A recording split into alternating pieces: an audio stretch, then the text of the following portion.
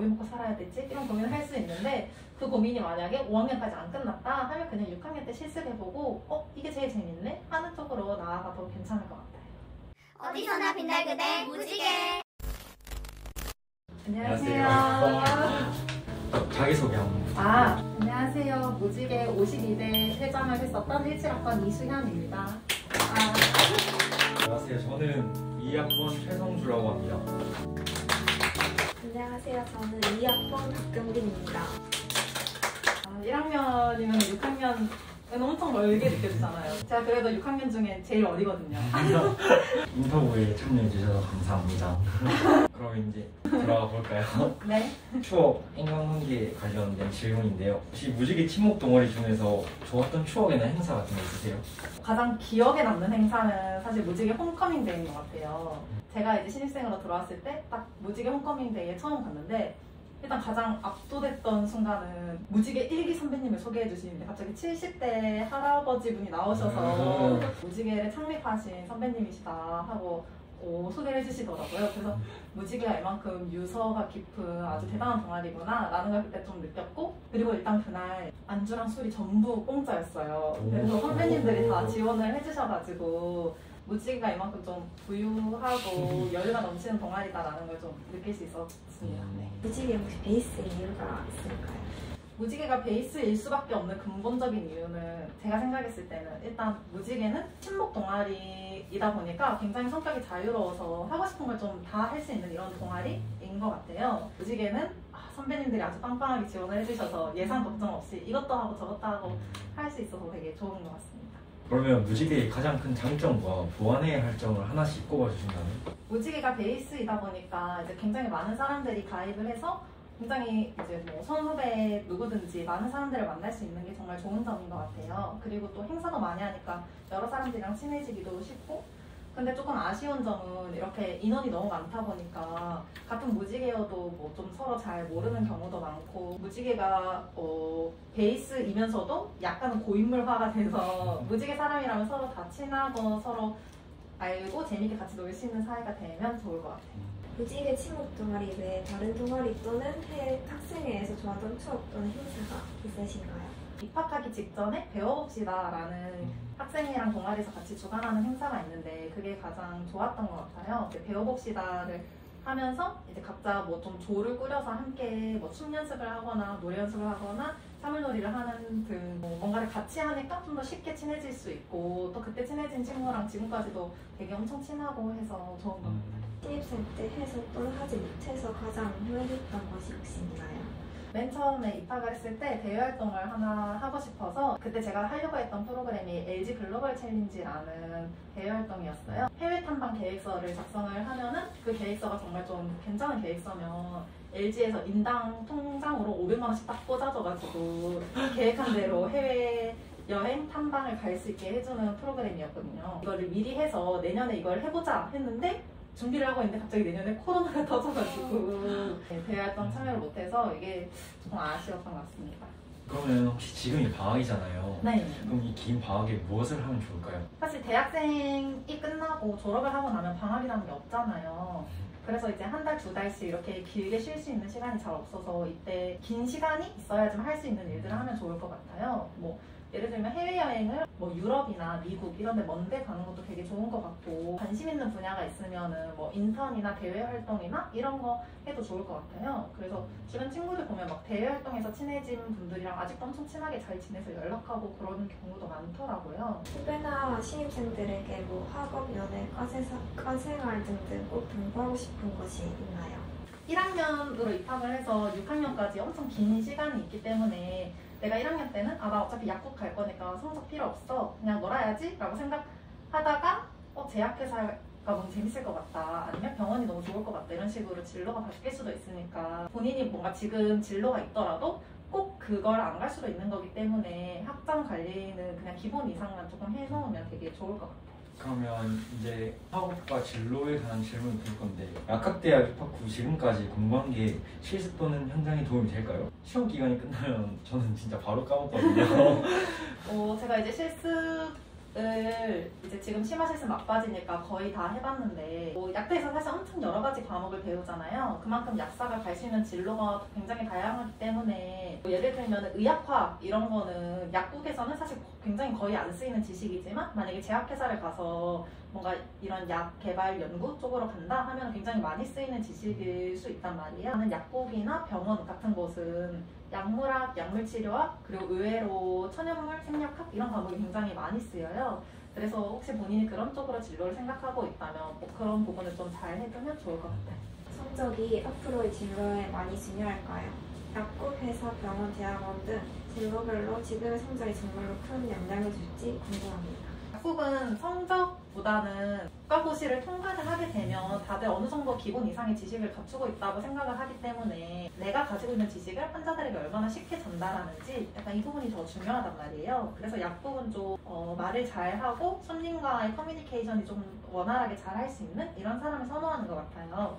근데 이제 회사 같은 경우는 이제 연구 개발 쪽으로 간다 하면은 그 관련 지식이 얼마나 깊은지 이 부분 관련해서 연구를 했을 때 성과를 얼마나 낼 수 있는지 뭐 이런 게 중요하니까 그런 관련된 지식을 많이 보기 때문에 뭐 그쪽 성적이 좀 많이 중요하게 되겠죠. 또 제약회사는 외국계 제약회사 이런 데도 많아서 영어 성적도 많이 중요한 편이에요. 병원은 엄청 다양하고 심각한 케이스들이 많기 때문에 특히 약물치료학 지식이 굉장히 좀 넓고 깊게 필요해요. 그래서 병원은 학교 성적을 좀 많이 보는 편이에요. 저는 1학기 때 기말고사가 정말 힘들었거든요. 근데 약학대학에서 어떤 시험 기간이 제일 힘드셨는지. 항상 매 시험 기간 힘들긴 하지만 진짜 그쵸. 제일 힘들었던 건 5학년 1학기 중간 기말고사였던 것 같아요. 왜냐면 이제 그 아래 학년에서는 혹시라도 F가 나오더라도 다음 학년 때 재수강을 할 수 있는 기회가 있는데 5학년 때 F가 하나라도 나오면은 그 다음 실습을 못 나가기 때문에 1년을 학교를 결국 생으로 다시 다녀야 되거든요.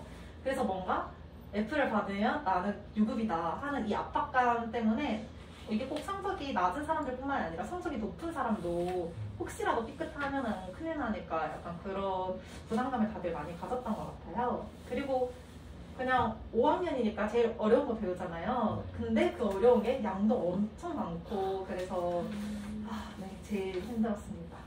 5학년 때 배우는 게 진짜 실전에서 굉장히 많이 쓰인단 말이에요. 약국 실습을 가서 복약지도를 너 한번 해봐라 라고 국장님이 이제 얘기를 해주셨는데 일단 이 약이 뭔지를 내가 모르면은 국장님이 옆에서 알려주셔도 좀 잘 이해가 되지 않을 수가 있잖아요. 약치를 진짜 좀 잘 하는 게 좋은 것 같고 그리고 약치를 공부를 좀 수월하게 잘 하려면 그 전에 4학년 때 배우는 약물학을 잘 알고 있어야지. 어떤 병에서 어떤 약을 쓰는데 이 약의 효능이 어떻고 이 약의 부작용이 어떻고 이렇게 나오는데 사실 부작용을 알려면은 그냥 단순히 이 약은 뭐 이런 부작용이 있다 라고 그냥 달달달 암기를 해도 되지만 이 약의 기전을 알면은 이게 기전이 이렇게 하니까 이런 효능을 내려다가 이런 부작용도 나올 수가 있구나 하고 이해하면 훨씬 더 암기가 잘 된다고 하더라고요. 저는 그렇게 공부는 안 했는데 좀 이제 실습을 해보니까 이런 거를 좀 해뒀으면 좋았을 텐데 라는 아쉬움이 조금 남았었어요.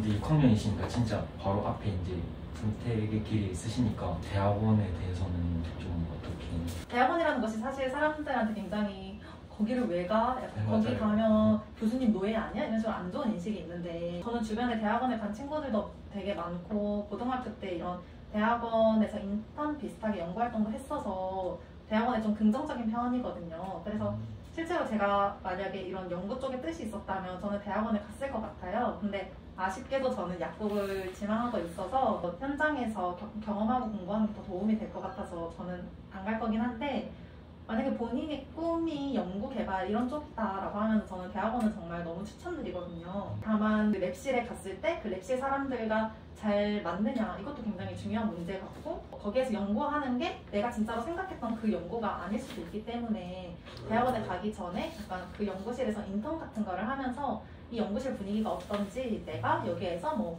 석사만 하면 2년, 박사까지 하면 뭐 6년, 7년도 있을 수 있기 때문에 그 연구랑 그 분위기랑 잘 맞는지 확인하고 가면 굉장히 좋을 것 같아요. 6학년에는 어떤 실습을 나가고 주로 어떤 것들에 대해서 배우고 혹시 말씀해 주실 수 있나요? 네. 실습이 크게 필수 실습이랑 심화 실습 이렇게 두 가지로 나누는데 필수 실습에서는 이제 제약회사, 약국, 병원 이렇게 세 가지를 경험을 해요.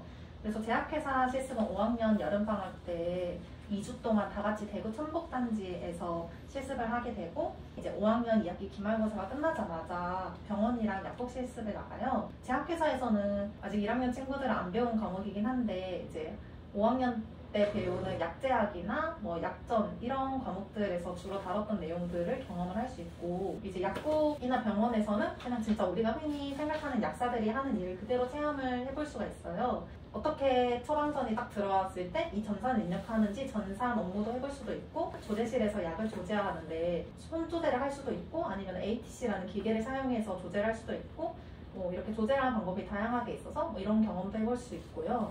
그리고 병원에서는 약국에 비해서 파트가 굉장히 많기 때문에 약국은 5주 동안 진행이 되고 병원은 10주 동안 진행이 돼서 이제 한 1주나 2주씩 다른 파트를 돌아가면서 다 체험을 해요. 이제 병원이 굉장히 큰 공간이기 때문에 여기에서 어떤 약을 도입을 하려면 병원은 이제 예산이 있고 그걸 체계적으로 관리를 해야 되기 때문에 의사 선생님들이 이 약이 쓰고 싶다 하고 신청을 해주시면은 이 약을 들어올지 말지 이렇게 결정을 하는 업무 같은 것도 약사가 하고 있거든요. 좀 우리가 생각하는 것보다 병원에서 훨씬 다양한 업무들을 많이 하고 있어요. 그리고 이제 심화실습은 방금 얘기했던 제약회사, 약국, 병원, 또 대학원이나 약무행정 이제 이 5가지 중에서 본인이 원하는 거를 하나 선택을 해서 15주 동안 길고 깊이 있게 실습을 하게 됩니다.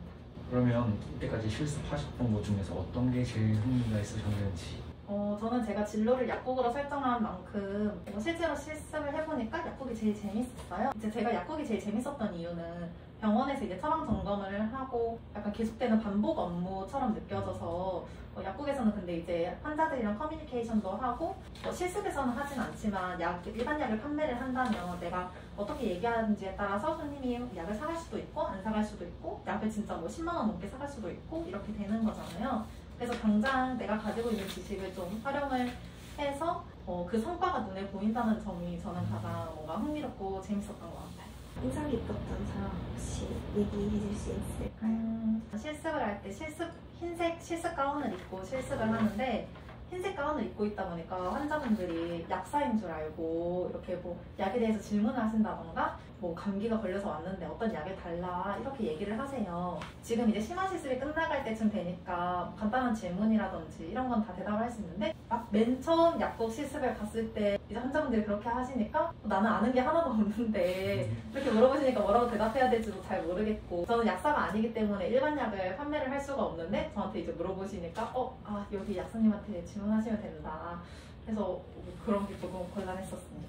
그러면 실습하면서 가장 크게 배운 점 한 가지를 꼽자면 어떤 게 있을까요? 일단 제가 진로로 하고 있는 약국이 어떤 식으로 운영이 되는지 약국의 전반적인 체계 그리고 그 안에서 약사의 역할이 뭔지 알 수 있어서 그 점이 되게 좋았던 것 같아요. 이거는 저뿐만이 아니라 뭐 이제 병원 심화실습을 하고 있는 친구들이나 뭐 제약회사 심화실습을 하고 있는 친구들도 본인의 진로와 관련해서 좀 더 깊이 있게 알 수 있는 경험이라서 많이 좋다고 얘기를 하더라고요. 실습을 하면서 실제로 본인의 진로가 바뀌기도 하고 그때 이제 결정한 친구들도 굉장히 많아서 1학년 때부터 나중에 뭐 해먹고 살아야 되지? 이런 고민을 할 수 있는데 그 고민이 만약에 5학년까지 안 끝났다 하면 그냥 6학년 때 실습해보고 이게 제일 재밌네? 하는 쪽으로 나아가도 괜찮을 것 같아요. 방금 진로 얘기를 좀 했으니까 1학년 친구들은 어떤 진로를 지금 생각하고 있는지 이런 것도 좀 궁금하네요. 저는 제약회사를 가고 싶어서 대학원을 가고 싶어요. 저는 일단 깊게 생각해보지 않았는데 영어 쪽 가고 싶어요. 오늘 1학년 친구들 6학년 아주 먼 선배 이야기를 들어서 멀게 느껴지는 부분도 있었을 거고 뭐 이야기한 것 중에 와닿는 것도 있었을 텐데 오늘 인터뷰 해보니까 어떤 것 같아요? 역시 무지개 회장님은 무지개 회장님 같게 말씀도 엄청 잘해주시고 너무 편하게 했던 것 같아요. 너무 대선배님이라 네. 되게 편하게 말씀해 주셔서 되게 좋았어요. 그러면 오늘 인터뷰는 여기까지 하고 참여해주셔서 감사합니다. 감사합니다. 수고하셨습니다. 수고하셨습니다. 무지개는